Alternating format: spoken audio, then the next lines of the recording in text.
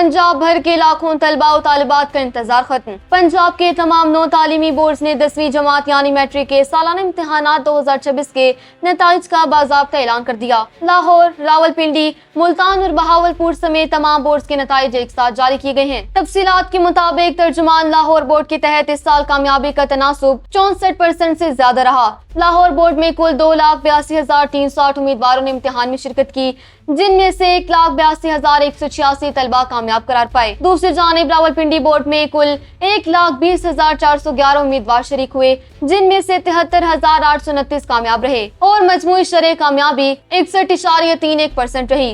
Rawalpindi board में तालिबात ने तलबा को पीछे छोड़ दिया, जहां तालिबात की कामयाबी की शरह 70.18% रही, जबकि तलबा की शरह 51.99% रिकॉर्ड की गई। मुल्तान बोर्ड में 1,33,019 में से 96,638 तलबा कामयाब हुए और कामयाबी का तनासुब 65.72% रहा। बहावलपुर बोर्ड में 96,245 उम्मीदवारों में से 63,012 पास हुए और कामयाबी की शरह 65.47% रही। बहावलपुर बोर्ड में गवर्नमेंट आबासी हायर सेकेंडरी स्कूल के अब्दुल हसीब ने 11,086 नंबर हासिल करके पहली, मुजम्मिल बिलाल ने 11,084 नंबरों के साथ दूसरी, जबकि जवेरिया फातिमा और ईमान फातिमा मलिक ने 11,083 नंबर लेके मुश्तरका तौर पर तीसरी पोजीशन हासिल की। तमाम बोर्ड्स के हकाम ने वाज़ेह किया कि तलबा अपनी मुतल्लिका बोर्ड वेबसाइट्स या SMS सर्विस के जरिए नताइज देख सकते हैं। इस मौके पर लाहौर बोर्ड ने तालीमी तारीख में एक बड़ा इकदाम उठाते हुए 22 लाहौर AI चैट बोर्ड मुतारिफ कराया, जो मसनूई ज़हानत के जरिए तलबा की मालूमात और खिदमात तक रसाई को तेज और आसान बनाएगा।